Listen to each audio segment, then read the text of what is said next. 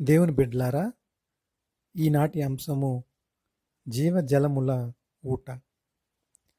ఇర్మియా రాసిన 2వ అధ్యాయము 13వ వచనము.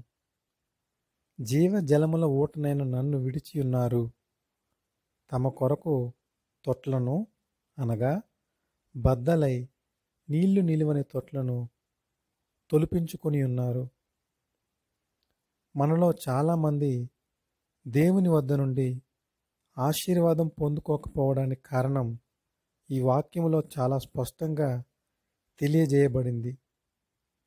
జీవజలములు అనడి ఆత్మ ఫలములను, శాంతిని, సంతృప్తిని యెహోవా మనకు ఇస్తాను అని సెలవిస్తే, మనమైతే యెహోవాను విడిచి మన సొంత ఆలోచనల చేత, సొంత పరిజ్ఞానంతో ఏవేవో చేస్తూ, దేని వెనకో పరిగెడుతూ, ప్రయాసపడుతూ ఉన్నాము.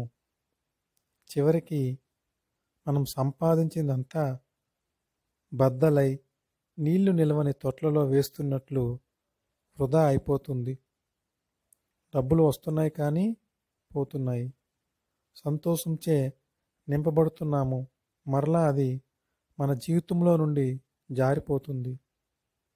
దేని కొరకైతే మనం ప్రయాసపడుతున్నామో అవి అన్నీ తాత్కాలికంగా ఉంటూ మన నుంచి దూరంగా వెళ్తున్నాయి.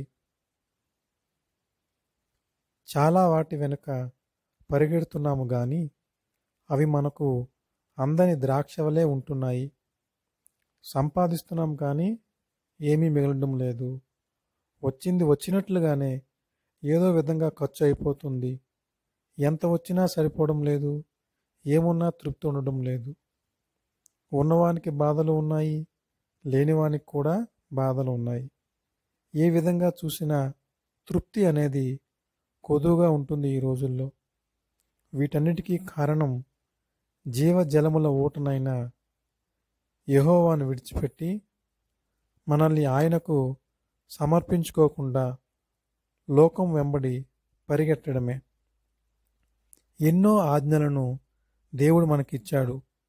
వాటిలో ఏ ఒక్కటిని ఆచరించే వారంగా ఉండకుండా అనవసరంగా ప్రయాసపడుతూ ఉన్నాము. జీవితంలో మనం చేస్తున్న పని బట్టి ఫలించలేకపోతున్నాము.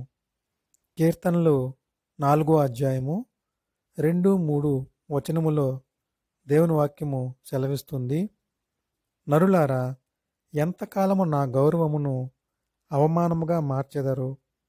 ఎంతకాలము వ్యర్థమైన దానిని ప్రేమించెదరు? ఎంతకాలము అబద్ధమైన వాటిని వెదకెదరు? దేవుడు మనల్ని ఆయన భక్తులుగా ఏర్పాటు చేసుకున్నాడు. మన పాపాలన్నింటినీ క్షమించి మనలో ఉన్న చీకటిని తొలగించి ఆయన పరిశుద్ధతతో, వెలుగుతో నింపాడు. జీవితంలో మనకు కావాల్సినవన్నీ ప్రొవైడ్ చేస్తానని వాగ్దానం చేశాడు. ఆయన మన హృదయాలను మాత్రమే అడుగుతున్నాడు. హృదయపూర్వకంగా ఆయనను వెంబడించి ఆయన ఆజ్ఞలను గైకొనాలని చెప్పి ఉన్నాడు. కానీ మనలో చాలామంది ఆయన మనకు ఇచ్చిన హృదయాన్ని వ్యర్థమైన వాటితో నింపుకోవడం బట్టి మనల్ని మనమే పాడు చేసుకొనుచున్నాము. మన హృదయాన్ని దేవునికి సమర్పించక మిగతావన్నీ చేస్తున్నాము. ప్రార్థన చేస్తున్నాము, పాటలు పాడుతున్నాము, వాక్యం వింటున్నాము, చర్చికి వెళ్తున్నాము. ఇవన్నీ చేస్తున్నాము కానీ మన హృదయంలో ఆయనకు సంపూర్తిగా చోటు మాత్రము ఇవ్వడం లేదు. మీకు అర్థమయ్యేటట్లు ఒక చిన్న ఉదాహరణ చెప్తాను. మన హృదయం అనేది ఒక ట్రాన్స్పరెంట్ ప్లాస్టిక్ బాటిల్ లాంటిది. ప్లాస్టిక్ బాటిల్ని నీరుతో నింపితే అది వాటర్ బాటిల్ అవుతుంది. డ్రింక్తో నింపితే డ్రింక్ బాటిల్ అవుతుంది. మిల్క్తో నింపితే మిల్క్ బాటిల్ అవుతుంది. అదేవిధంగా మన హృదయం అనేది ప్లాస్టిక్ బాటిల్ను దేనితో నింపితే మనం అదే అవుతాము. దేవుడు మన హృదయంలో ఉన్న కల్మషములను, పాపములను క్షమించి పాలు అనేది తన పరిశుద్ధతతో, వెలుగుతో, రక్షణతో నింపాడు. అంటే మన హృదయం పాలతో నింపబడింది కనుక మనం అందరికీ పాల బాటిల్లాగా తెల్లగా కనిపిస్తున్నాం. దానిని పాల వలె అలా ఉంచితే పర్వాలేదు.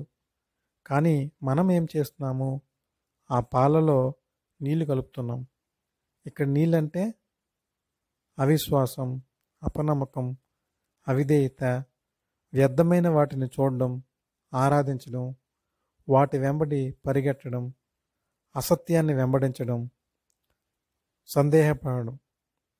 వీటి చేత ఎప్పుడైతే పరిశుద్ధత అనేది పాలకు నీటిని కలిపామో ఆ పాలు కాస్త పలచన అయిపోతున్నాయి. ఇంకా నీళ్లు కలపడం వల్ల పాలు కనబడకుండా నీళ్లు మాత్రమే కనిపిస్తాయి. అంటే మన హృదయంలో దేవుడు నింపిన పరిశుద్ధత, వెలుగు తొలగిపోయి వాటి స్థానంలో మనం మన హృదయాన్ని నీళ్లు అనేది అపనమ్మకం, అవిశ్వాసం, అపవిత్రత, జారత్వం, అసత్యం ఇలా అనేక వాటితో నింపుకుంటున్నాము. అప్పటిదాకా పాల బాటిల్లా ఇతరులకు కనిపించే మనం ఇప్పుడు ఇతరులకు నీళ్ల బాటిల్ వలె, అంటే ఎటువంటి పరిశుద్ధత, యథార్థత, సఫలత, సత్యము లేని వారముగా కనిపిస్తున్నాము. వీటికి తోడు దొంగతనాలు, జారత్వము, ఇతరులను మోసం చేయడం, కపటము, వంచన మొదలగు ఘోర పాపాలను చేయడం బట్టి మన హృదయాలను కిరోసిన్తోనూ పెట్రోల్తోనూ నింపుకుంటున్నట్లే. పాలల్లో కిరోసిన్ ఒక్క చుక్క కలిపితే ఏమవుతుంది? ఒక్క చుక్క కలిపినా పాడైపోతుంది కదా. ఈ ఒక్క తప్పేలే, చిన్న పాపమే కదా అనుకుంటూ మనకు మనంగా మనలో ఉండే పాలు అనేది పరిశుద్ధతకు వేరే వాటిని జత చేసి వాటిని పదే పదే చేయడం వల్ల మన హృదయము అపవిత్రపరచబడుతుంది. చివరికి అటువంటి జీవితం కలిగి ఉన్న మనం ఫలించలేకపోతున్నాం. మనం ఇతరులకు ఎటువంటి ప్రయోజనకరంగా మారలేకపోతున్నాం. తిరిగి మరలా పాపము చేత ఏలుబడి చేసేవారిగా మన జీవితాలను మనమే పాడు చేసుకుంటున్నాం. కాబట్టి మన హృదయాలను కాపాడుకొనుట అన్నిటికంటే ప్రాముఖ్యమైనది. సామెతలు 25 అధ్యాయము 28వ వచనంలో దేవుని వాక్యం ఇలా సెలవిస్తుంది. ప్రాకారము లేక పాడైన పురము ఎంతో, తన మనస్సును అణుచుకొనలేనివాడును అంతే. కనుక దేవుడు తన రక్షణతో, వెలుగుతో, పరిశుద్ధతతో నింపి ఉన్న మన హృదయాలను మన బాధ్యతగా కాపాడుకొంచు వాటికి మన హృదయాలను ప్రార్థనతో నింపుదాం, దేవుని వాక్యముతో నింపుదాం, క్రియలతో కూడిన విశ్వాసముతో నింపుదాం. మన హృదయాలకు విధేయతను జతపరుద్దాం, భయభక్తులను కలిగి ఉందాం, సాత్వికమును, ప్రేమను, దయను, నీతిని, న్యాయమును జతపరుద్దాం. ఇలా చేయడం వల్ల మనలో ఉన్న పరిశుద్ధాత్మ అనేది జీవజలం పొంగి పొర్లి అది మన చుట్టూ ఉన్న వాళ్లకు వ్యాపించడం బట్టి వాళ్ళ జీవితాలు కూడా మనలా మారుతాయి, పరిశుద్ధపరచబడతాయి. ఈ విధంగా చేయడం బట్టి మనం ఫలించడమే కాక అది మనల్ని బట్టి అనేక మంది అభివృద్ధి అవ్వడానికి వీలుగా ఉంటుంది.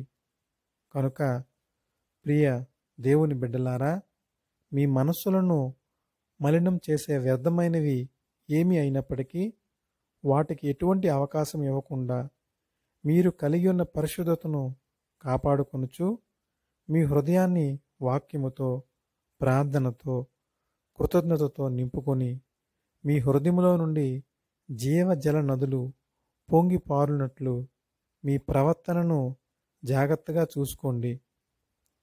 ఇటువంటి అనుభూతిలోకి ఎప్పుడైతే వెళ్తామో అప్పుడు మాత్రమే శాశ్వతమైన సంతోషమును, ఆనందమును, తృప్తిని పొందుకొని నీ హృదయంలో నుండి జీవజల నదులు పొంగి పొర్లి ఆత్మఫలముల చేత నింపబడతావు.